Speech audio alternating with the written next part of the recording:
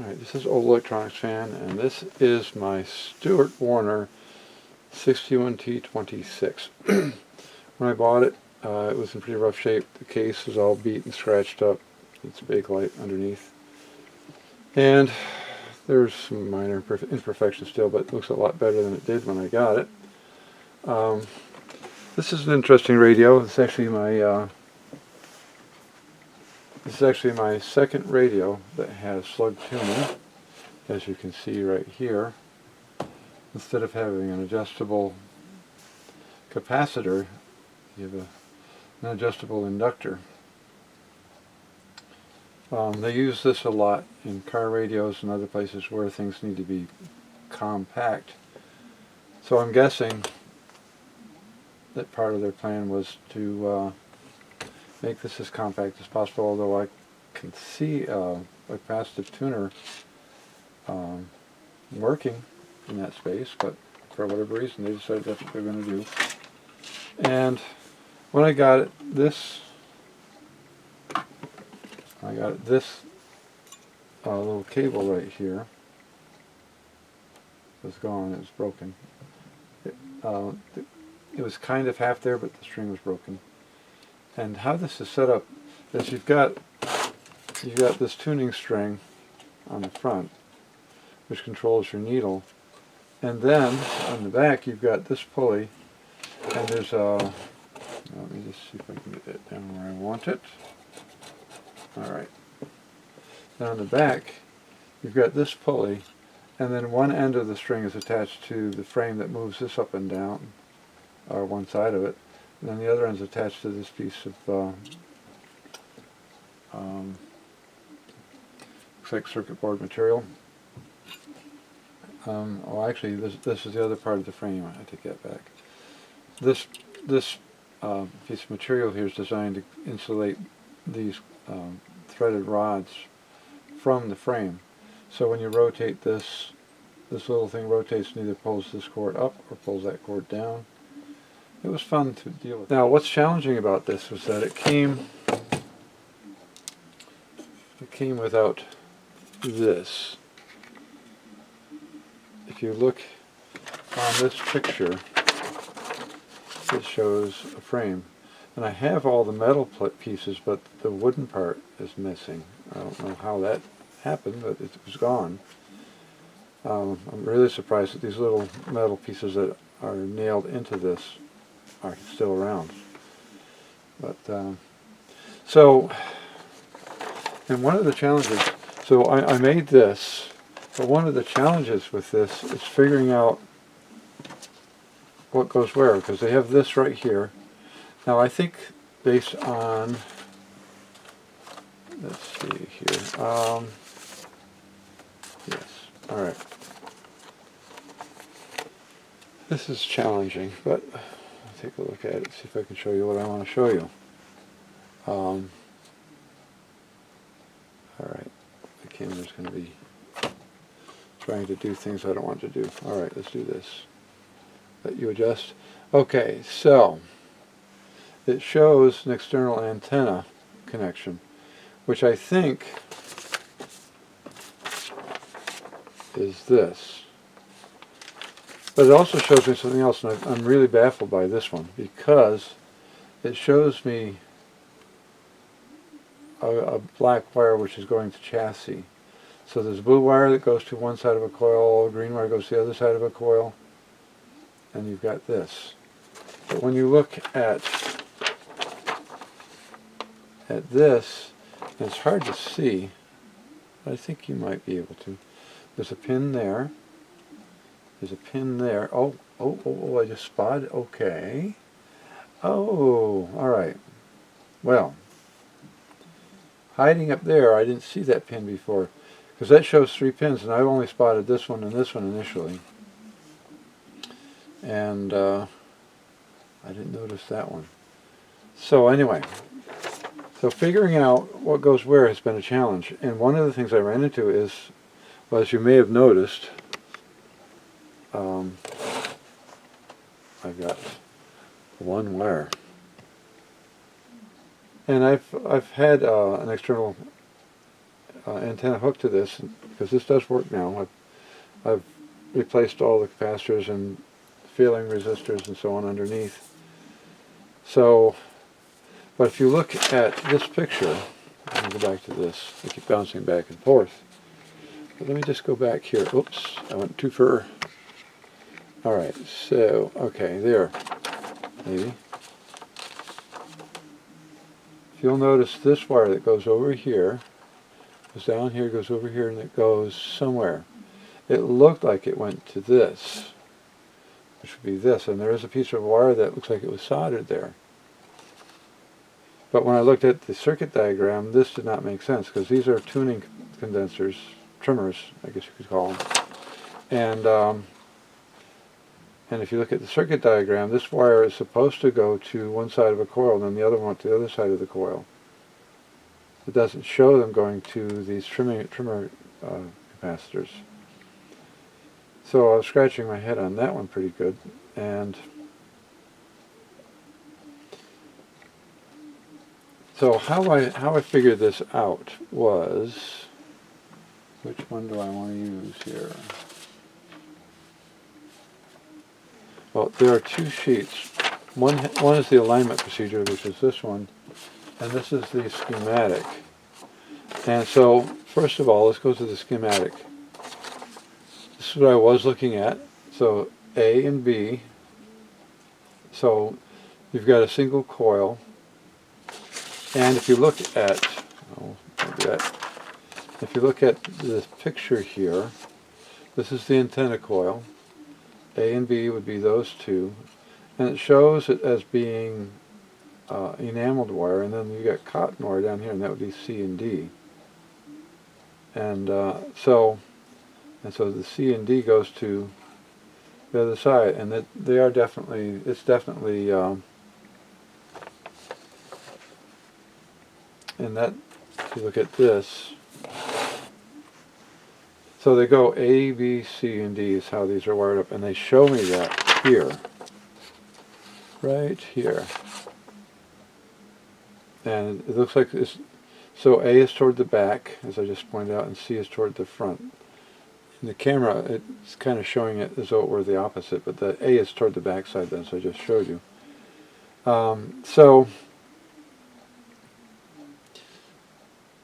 It's also nice that this alignment thing gives you dimensions here, so you can measure the height of the top of the coil down to, in this case, the top of the coil here, or the top of the, well, I guess both. So you measure from the top of the winding up to the top of this as a starting point, I guess. I won't be tweaking with that unless I have to, because it looks like, hard to say on that one. Whoops. Hard to say on this one right here. These look like these are both glued. That one, I don't know. But it doesn't show that it's been turned, so, and I didn't turn it. So I'm assuming that it should be safe. I haven't measured that to see what it is, but I'm going to find out when I go to align this. But anyway, so my challenge is going to be getting, so now that this, interesting, and this picture is pretty lousy, as you can see. So I figured out that one. This one looks like it's kind of in the middle. So I've got this one. Let's go back a little bit more. So I've got this one in place. I'm assuming the ground is going to go in the middle here, I'm assuming, and I'm hoping that the other one will go to the back side of this. Now, as I was pondering how to do all this, and this is all handmade, and so the lines are cockeyed. It didn't come out quite like how I wanted it to, but it is what it is. So, to get this in place, I drilled a smaller hole for this part, and then it's got a collar. It's got this little collar part right there. And so I drilled a slightly larger hole and then forced it in. Because I'm hoping the collar will help keep this in place. Of course, you're not going to be plugging and unplugging this, but plugging and unplugging this. So now I want to have enough of this coming out of here. So I don't have any of these. I didn't have any of these. So where did I come up with those? Well, let me show you. This is a came off. This is a circuit board mount. That had a whole bunch of, I don't know, 1, 2, 3, 4 pins in it, and it's soldered into the circuit board in this plastic piece. I guess just kept things there. Probably when they were assembling the radio, it's easier to mount something like that when you've got something to hold everything in place. I'm sure they use machines to do that. So I pulled pins out of this, but to get this part, which is what goes on the pin, I didn't really have much of anything. I have to pull another one out because I didn't realize I needed 3. This came from one of these. I had an old power supply that I had taken apart, and I had a lot of these connectors left over. So I used a little screwdriver and popped the pins out, and I've got 2 of them. That means I need to use my 3rd pin. Thankfully I have one, and then I have to make 1 more of these, and then I can wire that all up. But that's I spent a lot of time trying to figure out how I was going to do that and where I was going to come up with these, and so that's how I did it. So just to give you a quick look underneath, show you what I've done at this point. It's pretty much done. I have not replaced the electrolytics yet, and I'm pondering that because I did an ESR test on it, and that capacitor is perfect. I mean, the ESR is lower than the specifications for those size capacitors, size and voltage. So I don't know. I usually don't leave them in. I usually replace them, and I'm probably going to wind up doing that. But right now, the capacitor works perfectly. It's got no hum. Oh, the other thing I ran into with this, which is why the tuning thing is not on here. This was damaged. It was nasty. It didn't look good. So I took the tuning scale off and I repainted this part. The speaker had a few little problems, so I've helped it with some contact cement. And last time I played this, I think it was pretty good. So now that I've discovered what I've been missing, I've been looking at that picture for quite a while trying to figure out what went where. And I was really baffled that I was seeing 3 connections on the schematic, the ground, and then the 2 other wires, and I couldn't figure out where on earth where that ground wire was. So, and it looks like this is the chassis ground, because that's what all of these are. So I'm trying to think, there was a note. Oh, by the way, if you are looking for, I'm assuming this guy's still around, looking for decent quality schematics, there's a number of places you can get them. This one says KE3GK, and it stores at ebay.com/KE3GKS-manual-depot.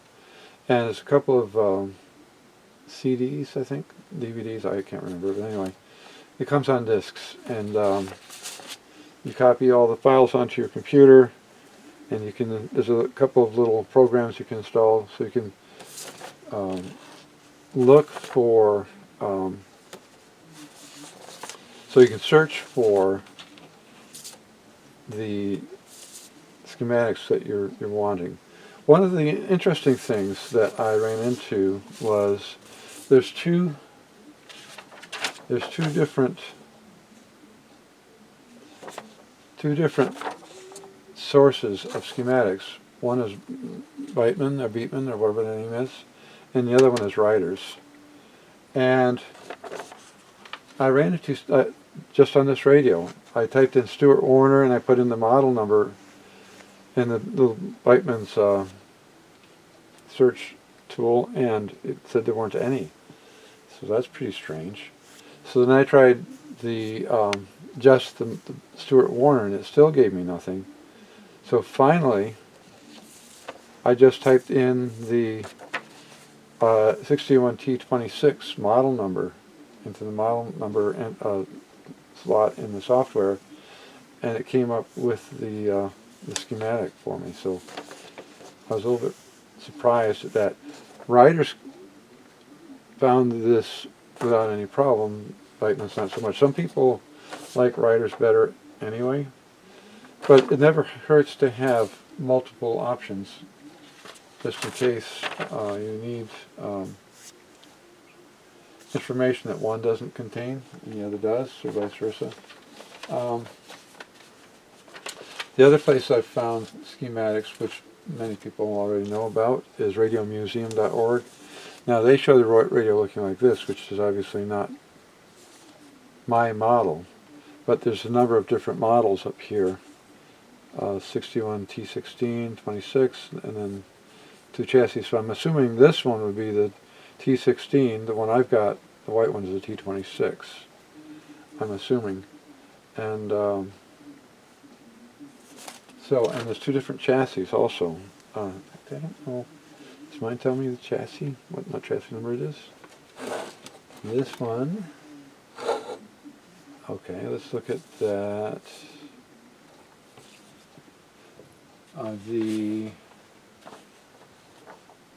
Okay.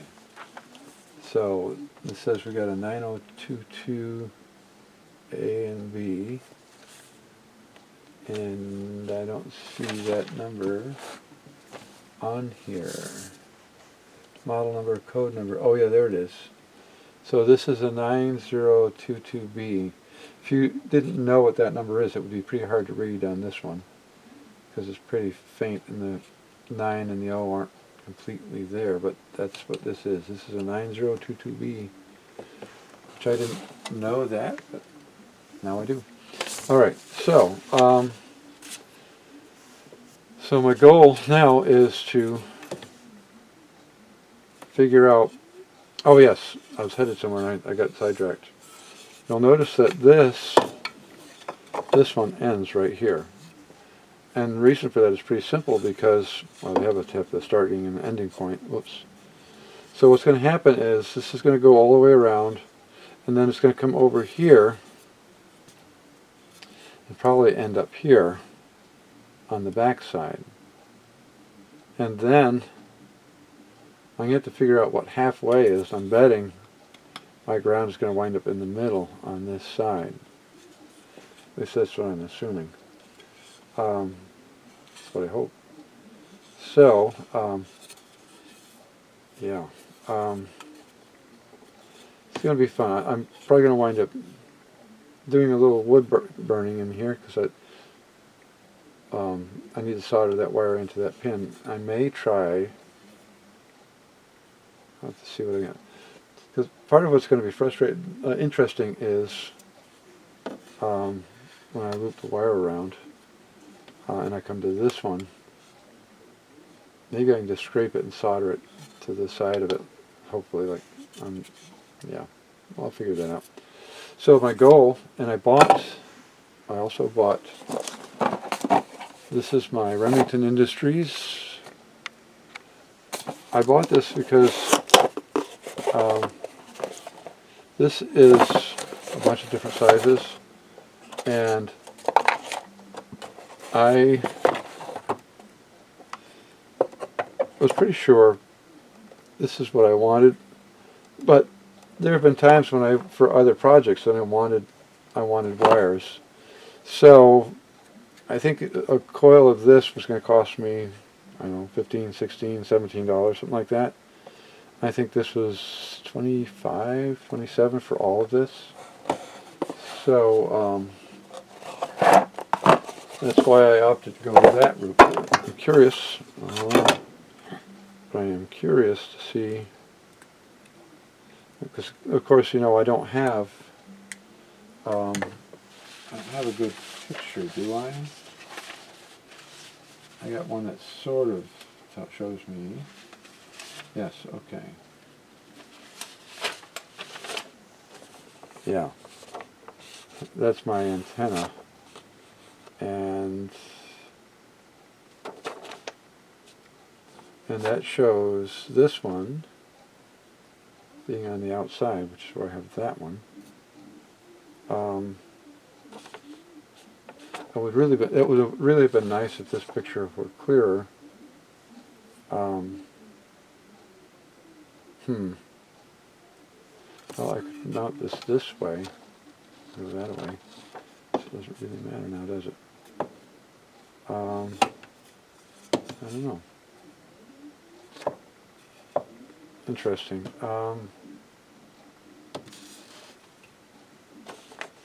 Yeah, so it's been fun trying to sort things out, and I don't really know if it matters which way this goes. I'm hoping it doesn't, but anyway. So yeah, I don't have a lot to work with. You know, on something like this, I don't know how popular this radio was. I have no idea. I mean, Stewart Warner is a decent radio. Yeah, that's going to work. All right. Stewart Warner is a decent radio, and they do some unique things at times, like this one with the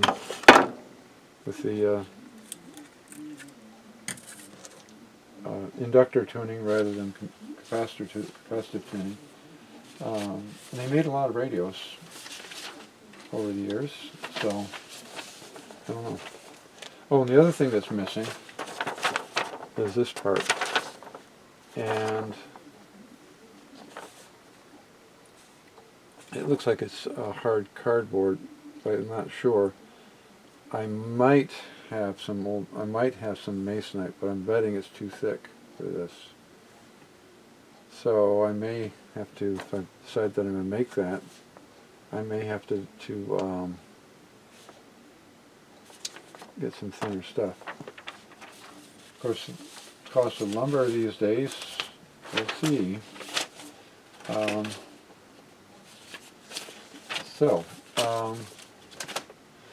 This radio, I think I started working on this before I actually started doing anything with YouTube, before I started recording things. So I don't have really any video of me working on this prior to this point. But a lot of the stuff that I was doing, I typically didn't record anyway. There's a lot of people, like Jim's Radio, I think. He does a lot of, pretty much as he's doing it, he records his videos that way. But, there's one last thing I wanted to show you, and I forgot all about it, is,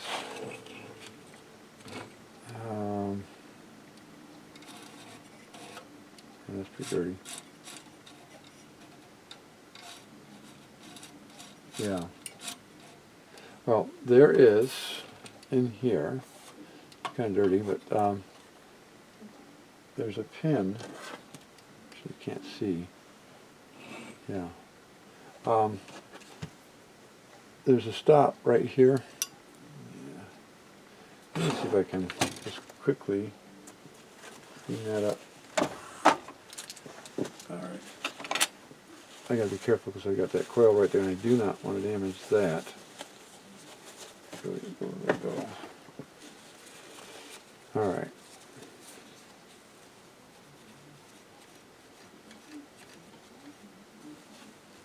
Dirty. Alright. Hoping by getting rid of the dirt you'll be able to see it better, maybe.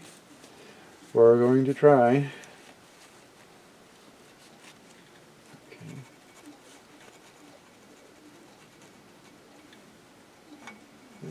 kind of rusty there too. Alright, now, hiding in here. I don't know if I can get in there or not. My things are so oh, I guess I know why. Alright, let's do this again. Yeah, there we go. Maybe a little more. Yes, there it is. Alright, in there. My light just... Alright. Right in... Oh no. Lost my pointer thingy. Come back.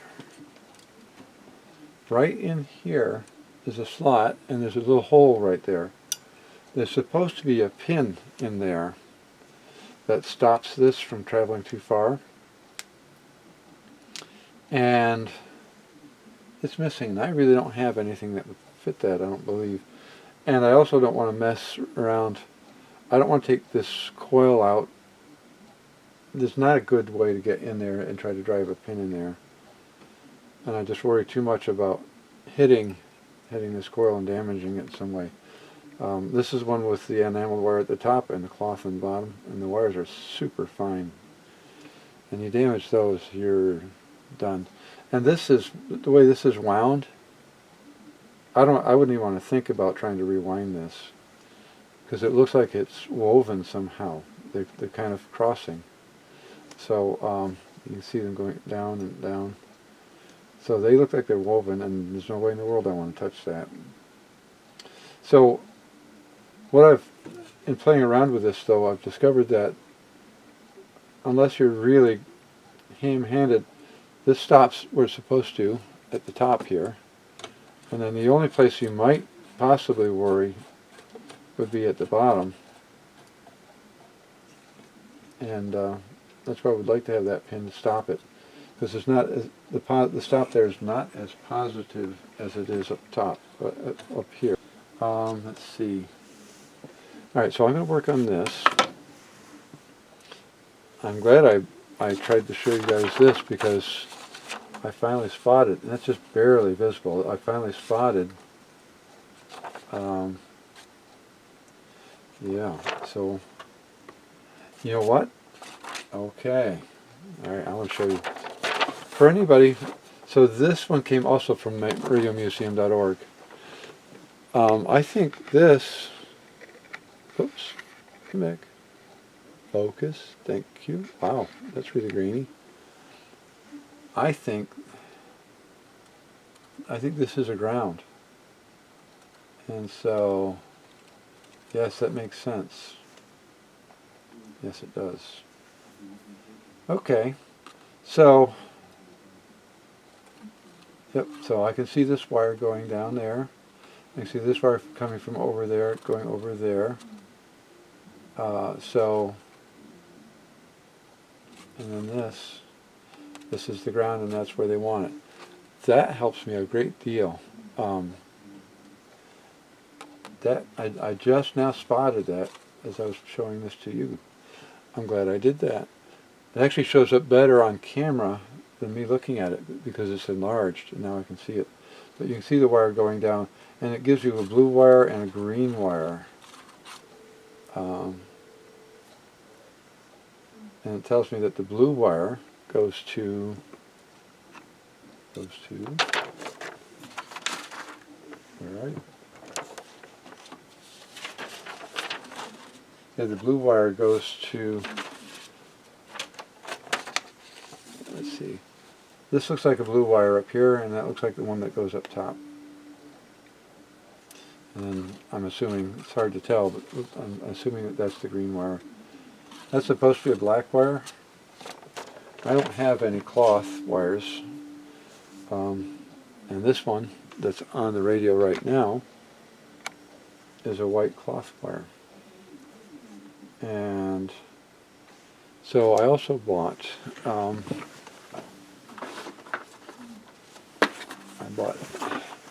some hookup wire, which I haven't used yet. I've got all these different colors, so I need blue, green, and black, which I have. So that will help me when I'm wiring that up. So if somebody who's dealing with this radio in the future, if anybody ever is, whatever it does, the wires will line up properly. Now, one of the things I just discovered,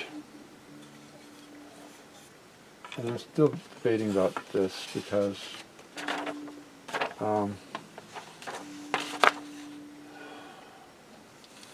you notice this green wire, that's against the bottom. I'm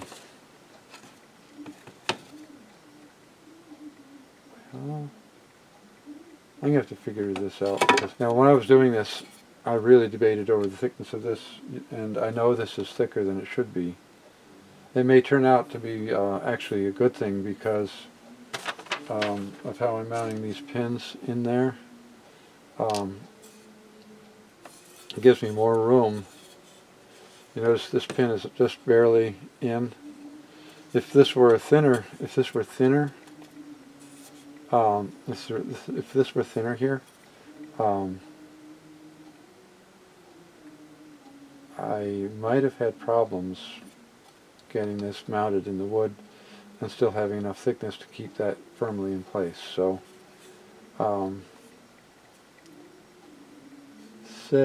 anyway, fun. Yeah, this radio was not in the best of shape when I got it, as I mentioned, and I guess I'm fortunate that it's as healthy as it is. I don't think I've done an alignment on this yet. That's going to be fun. I was just noticing this is underneath this, so if you want to get at it, you're going to add an angle. These compact radios, sometimes they don't really give you access the way you would like it to be. But, well, I'll figure that one out too later. Alright. So I got to round up another one of these, and I'm going to put, do I have, oh yeah, got this one, so I've got this one already. I have to dig that one out unless I've already got one free.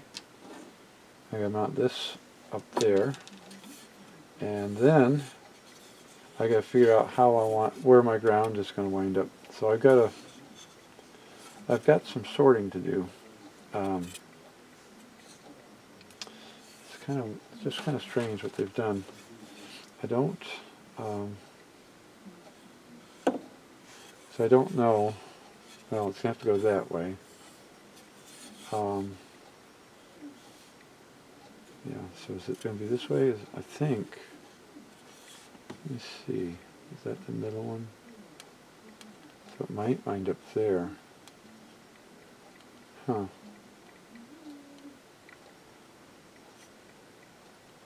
Well, I got to figure that out.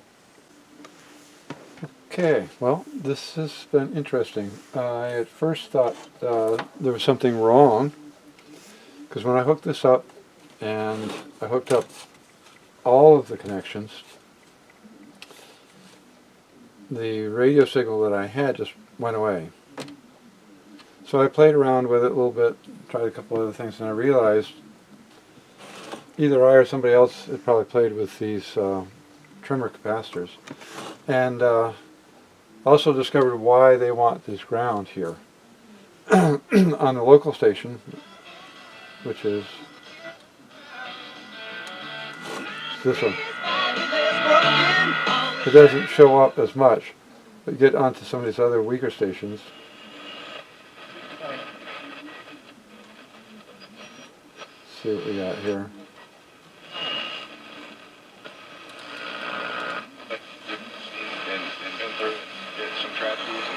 All the stuff, right?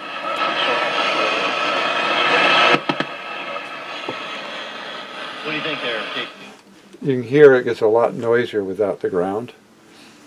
So this is how you want it to be, and yeah, it's well, I got this as close as I could get it. I looked at the pictures, I measured this out.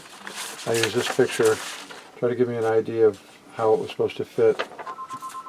I think this is pretty close, so I think what's going to happen next with this is I need to do an alignment on this. Let's just see if I can find. It's in here. Let's see, I know I've got somewhere. Aha. Here's my scale. That's just someplace where it was damp, and you can see through the bottom of it how the paint is broken up. That could be just age, or it could be moisture, I don't know. This has to go on, and then there are some clamps I have to put on here. So actually I should probably look at, well actually yes, it does, yeah, talk.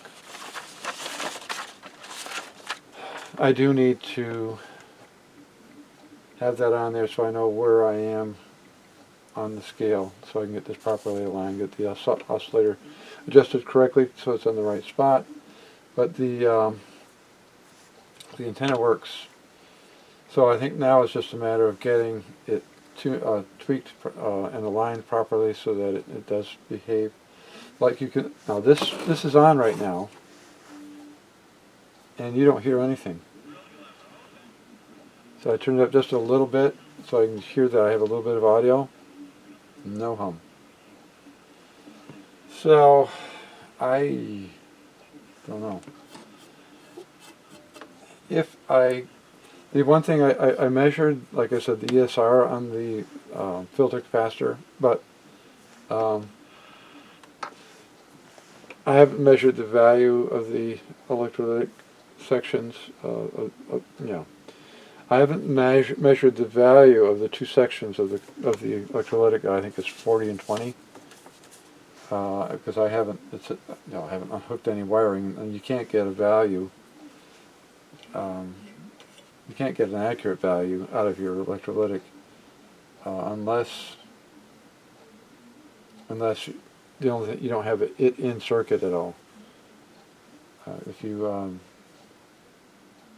If you have other components, other things in the circuit, then you're not going to get a good reading. So I still am kind of debating about that one. But so my next thing is I want to go through this and align it. It's actually behaving pretty well though.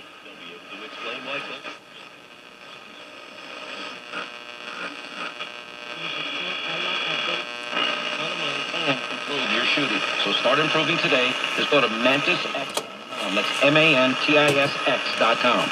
Let's see, something costs less, but people are happier with it. That's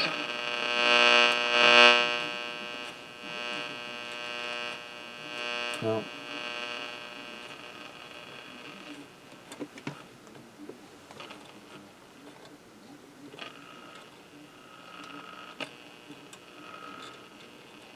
Nothing. That might be 590. Let's see. Is it? Yep, it is. Now it's about almost 4:30 at night over here on the East Coast. But that's pretty good. So, but I'm pretty happy that I finally got this done. It's taken me a while. So all I have to do is mount those little tabs so I can secure this to the back of the case. And then I have to go from that to maybe making a back for this. We'll see. But it's interesting. I do have the brackets. I do believe. I hope. Oh, I actually have in here. It looks like I was originally planning. Come on. To install these, and this is a 47-160, and yes. So I was planning on putting those in. I have them. 222-160. Yep. I was planning on doing that. So that may get. I've got to figure out. It's been so long since I've worked on this. Interesting. I don't know how these brackets go. It's not obvious.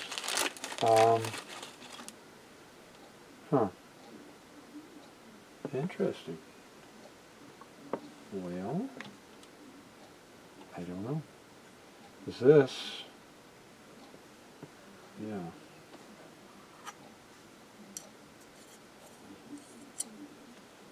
Huh.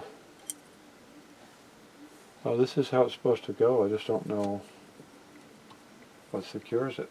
I don't have any idea. Because it's upside down. But,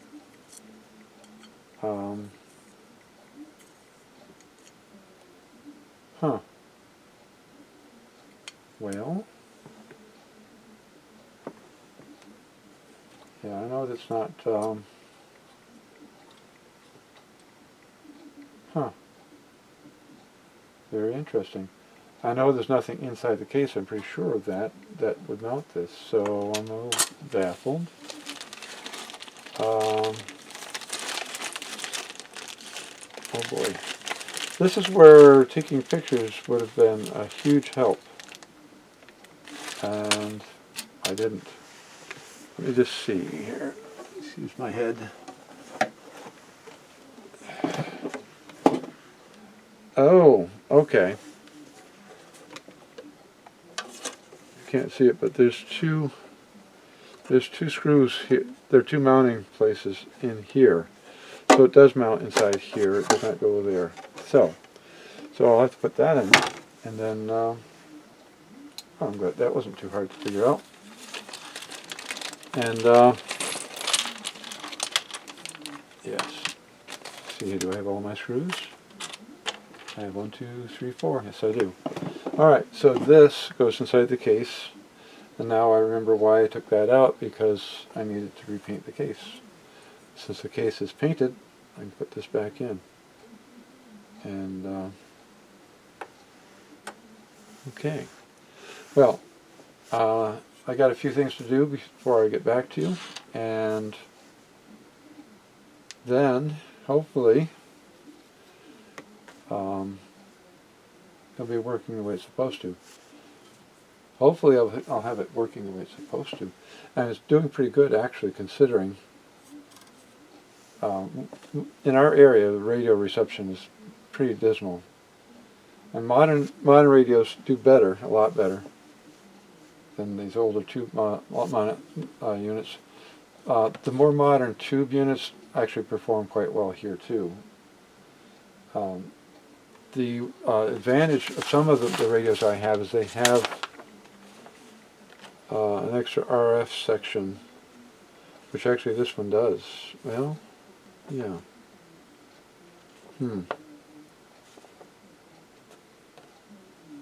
Where's the oscillator? Yeah, so I think this does have an extra RF amp at the beginning of the chain, which will make this a better performer. A lot of radios don't, and in our area you can pretty much forget any decent reception out of them. Unfortunately. So, alright, I shall return. Well, I put a new 35L6 and another 12SK7. It's been marked good. This tested it and said it was fine. Unfortunately, I do not have a replacement for the 12SF7. And if that truly is shorted, then that probably explains a lot as far as why this thing, while it's working, is not working as well as it ought to. It should have more volume than it does. So I'm guessing this tube, which I don't dare test because it's got a short in it, this tube may also be very weak. So from here back, this is our signals chain. And each one of these plays a part in amplifying the signal coming in from the antenna. And then from here forward is the audio part of your radio. And obviously this also plays a very important part in amplifying signal, but you might find that this tube is more important than you think.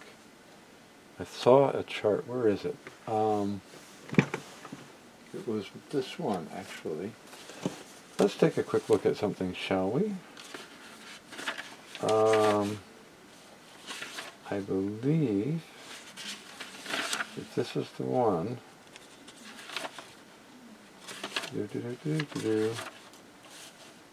Ah, yes.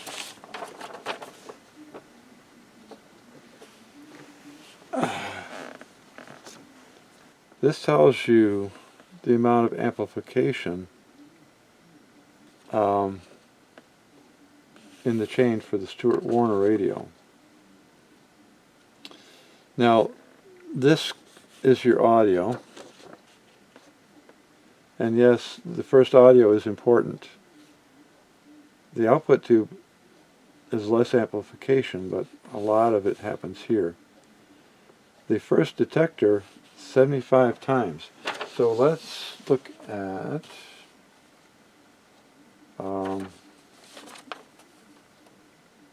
yeah, the 12SS7 is this tube right here. And you'll notice it says 75%, 75 times. Maybe you can see that, I don't know. So this is an important tube, and it's not healthy on this radio. So, yeah, I mean, I'm surprised that it's performing as well as it is, but it's not performing like it should, so I guess I gotta go looking for a 12SF7. So I'm thinking this is the only one that I need to buy. I don't think I have anything else in here that's I think these 12SK7s are probably fine, given this was marked good by this, and now it's saying it's not good. And that one tube that started out saying no, you're not good, and all of a sudden it zooms up to good, and then it drops back. Something flaky going on. Maybe the tube, there's a tube in here, that one tube in here is flaky, I don't know. So I gotta take that apart and find out what's going on. So, yeah. That should probably keep it safe. This is 0.75 volts. That should keep me from trashing tubes. I don't want to try the filament in. So yeah, so this is going on the shelf until I can figure out, or find a tube for it. The other thing I've got to do with this, and I'm really kind of amazed, this case is a Bakelite case, and I'm amazed that it's not cracked or broken, because see that? This knob got hit hard and it drove the control right out the front of it. So here's my plan for this. I'm going to take a control, I think I have one that's not very healthy. Just go up in there, maybe. Yeah. So what I'm going to do is I'm going to take this control, and I probably put a little bit of paper on the tip of this. I'm going to set this in there. Wow, why are you being so tough? Wow. I'm amazed at that. Interesting. That's not going to work. Ah, wow. Ow, ow, ow, ow. Ouch. Well, I gotta find a control that will slide up in there. And I'm going to fill the end of this with body filler.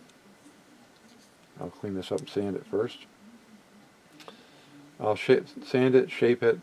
I have a primer that's designed for working on plastic to give better adhesion. So I'll prime this. And I happen to have a cranberry red color. And while it's not obviously this color, I don't know if I can even find something like this. I'll look around and see what else I've got, but I have a feeling that that cranberry color is probably going to be the only thing I can do, which means that all of my knobs will have to be repainted, but that's okay.